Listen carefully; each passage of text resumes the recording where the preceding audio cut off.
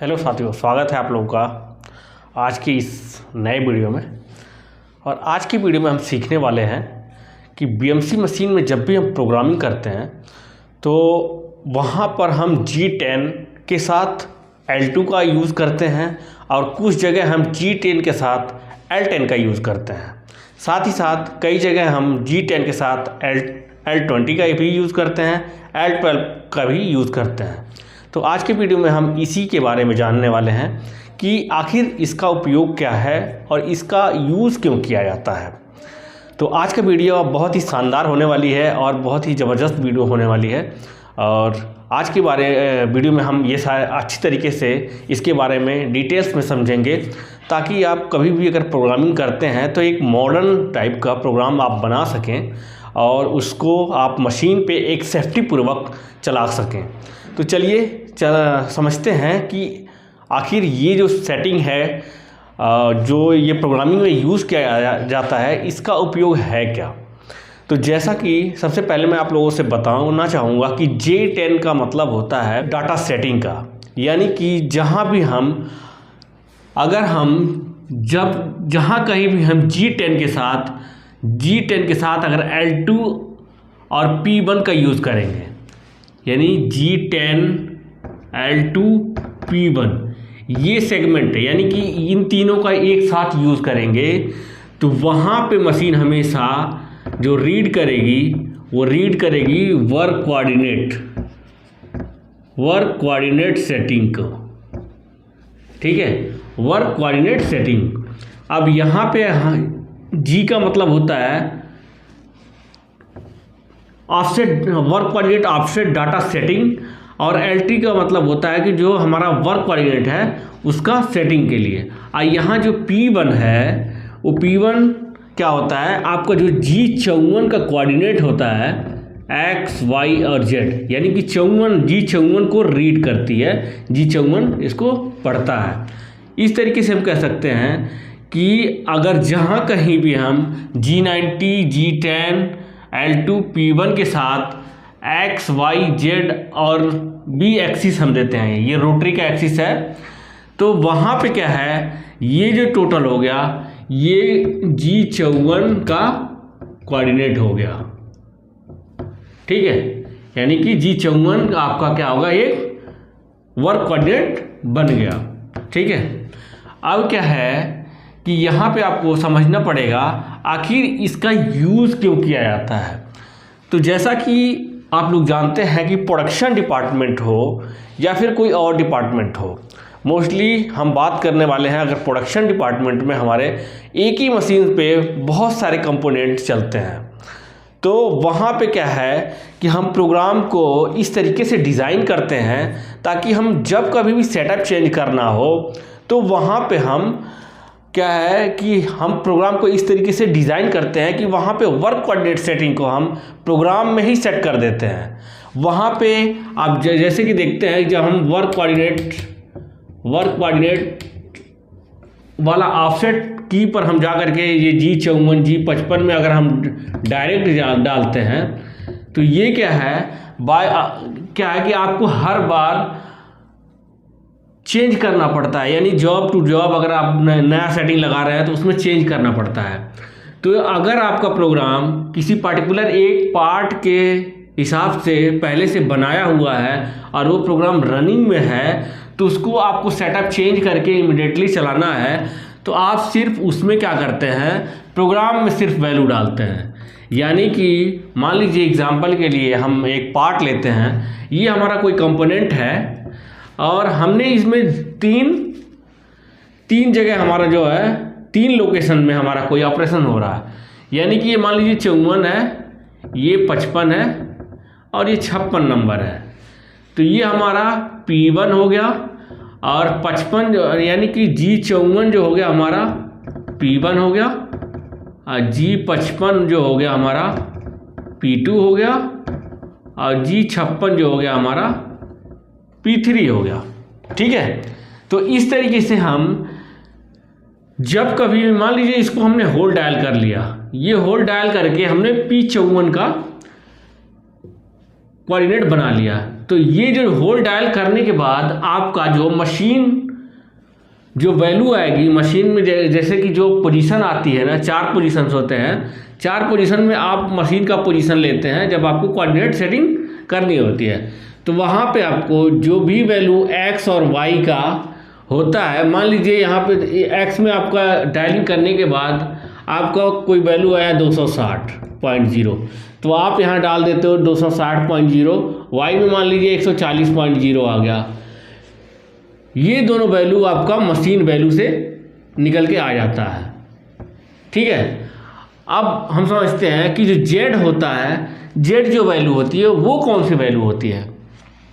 तो z जो value होता है यहाँ जो पड़ा होता है, इस वैल्यू का मतलब ये होता है कि ये क्या है, यहाँ पे भी को रिलेट करता है। अब इसके बारे में मैं आगे आप लोगों से बताऊंगा। तो ये क्या होता है, टूल लेंथ, यानी टूल लेंथ ऑफसेट सेटिंग का ये होता है, यानी कि इसके साथ हम इसका भी उपयोग करते हैं। तो यहाँ पे जो z की वैल्यू होती है, वो z की वैल्यू आप जब टच कराते हैं यहाँ पे, यानी कि आप जब टूल को आप अपने सरफेस पॉइंट पे जहाँ पे आपने 0 करना है, आपको z का कोऑर्डिनेट 0 बनाना है, वहाँ पे आप टच करा करके जो भी मशीन में वैल्यू आएगी उस मशीन वैल्यू को आप रीड कर लेंगे। ये मशीन वैल्यू अलग अलग मशीनों पे अलग अलग आती है। कहने का मतलब अगर फानुक की बात करें रोबो ड्रिल वगैरह में, FRD में, तो वहाँ पे क्या है, ये वैल्यू माइनस में आती है। ठीक है, वहीं अगर हम ब्रदर और अलग किसी मशीन की बात करें तो वहाँ पे ये वैल्यू प्लस में आती है। मान लीजिए अगर अभी के लिए मैं बात करूँ तो ये क्या है, आपका वैल्यू जो आ रही है, मान लीजिए कि -300 आपका वैल्यू आई, तो आप यहाँ पे -300 वैल्यू दे देंगे। ठीक है, और ये क्या है, आपको क्या है कि बी एक्सिस, यानी कि ये आपका किसी डिग्री में 0 डिग्री पे आपको ये मशीनिंग करनी है, तो यहाँ पे आप 0 दे देंगे। ठीक है, ये चीज़। उसके बाद हम बात चलते हैं नेक्स्ट में। सेम वही चीज़ है, हम यहाँ P2 ले रहे हैं। P2 का मतलब मान लीजिए हमने 55 ले लिया। अब 55 में ये जो लोकेशन है, ये 90 में, यानी कि B90 आपका घूम के ये बना रहा है, तो यहाँ आप B90 डाल दोगे। ठीक है, B90 डाल देंगे। अब क्या है कि यहाँ पे जब डायलिंग वगैरह आप जैसे भी इसका कोऑर्डिनेट आप बनाए हैं, तो वहाँ पे जैसे ही आप इसका डायलिंग वगैरह करके आप वर्क कोऑर्डिनेट सेंटर जब बनाएंगे, तो यहाँ पे जो मशीन की वैल्यू आएगी वही चीज़ें आपको यहाँ डाल देनी है। मान लीजिए इसका आया 160.0 और ये हम मान लीजिए 100.5 आ गया, जो भी आया, तो ये आप यहाँ पे डाल देंगे। और उसी तरीके से जो आपका टूल जो होगा, मैक्सिमम जो सबसे ज़्यादा हाइट जिस टूल की हाइट जो सिर्फ इस लोकेशन में चल रहा है, यानी कि इस लोकेशन पर जो भी टूल चल रहा है उसको आप इस फेस पर टच घुमा करके, यानी कि 90 एंगल पे घुमा करके आप उस पर टच पॉइंट लोगे। टच पॉइंट लेने के बाद जो भी वैल्यू आपकी आएगी, मान लीजिए 200 आई, तो 200 आप यहाँ पे नोट कर दोगे। उसी तरीके से आप इसको आप बना लोगे, आप P3 को बना लोगे, यानी कि ये 54 हो गया, 55 हो गया, ये 56 हो गया। अब हम बात करते हैं, ये तो हो गया आपका, ये जो टोटल हो गया, ये वर्क ऑफसेट हो गया। ठीक है, वर्क ऑफसेट यानी वर्क कोऑर्डिनेट सेटिंग हो गया है आपका। ठीक है, अब हम चलते हैं टूल लेंथ ऑफसेट की तरफ। अब देखिए ये क्या है, ये तो हो गया आपका वर्क कोऑर्डिनेट सेटिंग। अब ये जो हम यूज़ कर रहे हैं, यानी कि G0, G10, L10, P1, उसके बाद R की वैल्यू। अब इसके बारे में हम समझते हैं। ये जो होता है, यानी कि G10, जैसा कि मैंने बताया, डाटा सेटिंग। ठीक है, अगर G10 के साथ अगर हम L10 अगर लगाते हैं, तो ये दोनों का मतलब हो जाता है, इन दोनों का मतलब हो जाता है tool offset setting, tool length offset setting. यानी कि आप इसको इस पूरे को बोल सकते हो H नंबर। ठीक है, एच नंबर बोल सकते हो। और एच नंबर का मतलब ये जो अगर हम इसके साथ अगर हम P1 जोड़ देते हैं, यानी यह आप देख पा रहे हैं P1, इसी के साथ अगर हम P1 ले लेते हैं तो ये क्या हो जाता है आपका, यानी कि टूल लेंथ ऑफसेट का जो एच नंबर हो गया आपका 1 नंबर हो गया। ठीक है, यानी कि जो ऑफसेट नंबर हो गया वो 1 नंबर हो गया। अब यहाँ पे बात आती है कि आर जो होता है वो क्या होता है। तो आर जो होती है, ये जो होता है, मान लीजिए ये आपका कोई टूल होल्डर है, ये आपका टूल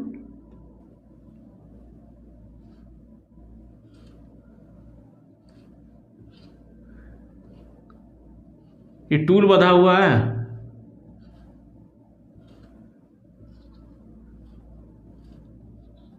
ये हमने कोई टूल ले लिया।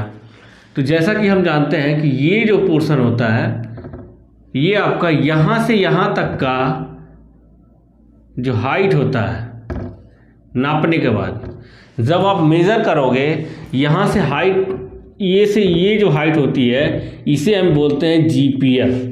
ठीक है, तो ये GPL जो ये जो हाइट होती है, ये हाइट क्या होती है आपकी R वाले वैल्यू में पड़ती है। मान लीजिए ये नापने के बाद, यानी कि मेज़र करने के बाद 100 आ रही है, तो आप यहाँ क्या करोगे 100 डाल दोगे। ठीक है, 100 डालने के बाद क्या हो जाएगा, तो जैसे ही मशीन ये वर्क कोऑर्डिनेट ऑफसेट सेटिंग करने के बाद इसको रीड करेगी, तो मशीन क्या होगी, जो भी टूल, यानी कि जहाँ भी G54 चल रहा होगा, G54 में जो भी टूल चल रहा होगा, तो G54 में जो भी टूल चल रहा होगा तो उसमें से क्या होगा, ये जो वैल्यू होगी ना, इस वैल्यू में से ये क्या करेगी। यहाँ पे एक चीज़ ध्यान दीजिएगा, ये मैंने आप लोगों को बताया, ये टच करने के बाद जो टोटल वैल्यू है वो हम डाल देते हैं। ये टच करने के बाद टोटल वैल्यू नहीं डालते हैं, बल्कि मान लीजिए टच कराने के बाद हमारा मैक्सिमम टूल लेंथ जो G54 पे चल रहा है वो 100 mm का है। तो 100 mm का है, तो हम क्या करते हैं, जैसे मान लीजिए माइनस में है ये वैल्यू, तो इसमें से क्या करेंगे आप घटा देंगे, तो ये कितना आ जाएगा, -200 आ जाएगा। यानी कि 300 में से अगर हम इसको जोड़ते हैं तो कितना हो जाएगा, ये आपका -200 आ जाएगा। तो 200 आ जाएगा, तो यहाँ जो वैल्यू पड़ेगी आपकी 200 पड़ेगी। इस तरीके से जब ये रीड करेगा, तो ये रीड करने के बाद मशीन को ये पता चलेगा कि जो आपका टूल का लेंथ है वो क्या है, 100 mm का है। तो वही क्या होती है, टूल कंपनसेट करके, यानी वो रीड कर लेती है कि हमारा जो जॉब है उससे जो वहाँ से जो हमारा टूल का लेंथ और जो हमारी स्पिंडल की हाइट वो कितना है, उतना ही कंपनसेट होकर के वहीं से क्या होती है, 0 शुरू हो जाती है और अपना वहीं से वर्किंग करना शुरू कर देती है। उसी तरीके से अगर हमें दूसरा कोई टूल यूज़ कर रहे हैं तो उसके लिए हम G0, G10, L10 के साथ ही P2, यानी कि P2 का मतलब हो गया ऑफसेट, यानी H नंबर 2, P2 का मतलब हो गया ऑफसेट नंबर 2। और यहाँ पे मान लीजिए अगर हम कोई और टूल यूज़ कर रहे हैं, उसकी जो हाइट है वो 50 mm है। ठीक है, 50 mm है, तो यहाँ पे आप 50 mm डाल देंगे। इस तरीके से क्या है कि हमें जितनी ज़रूरत होती है, हाँ, जितने टूल की ज़रूरत होती है उतने टूल के हम ऑफसेट यहाँ पे एक साथ डाल लेते हैं, और जितना हमें वर्क कोऑर्डिनेट बनाना होता है उतना हम वर्क कोऑर्डिनेट बना लेते हैं। इससे बेनिफिट ये होता है कि जब कभी भी हमें कोई नया सेटअप लगाना होता है तो हम अपना प्रोग्राम खोल लेते हैं। प्रोग्राम खोलने के बाद हम क्या करते हैं, अपना जो डायलिंग करने के बाद X और Y की और Z की वैल्यू डाल देते हैं। यहाँ पे हम अपना टूल हाइट नाप करके डाल देते हैं। तो हमें क्या है, मशीन में G54 G55 में डालने की ज़रूरत नहीं पड़ती है। ऑलरेडी वहाँ पे जो वैल्यू पड़ा होगा वो यही रीड करने, ये चलने के बाद यही वैल्यू रीड कर लेगा, वो रीसेट हो जाएगा, जो यानी कि जो पहले वैल्यू पड़ा रहेगा वो रीसेट हो जाएगा।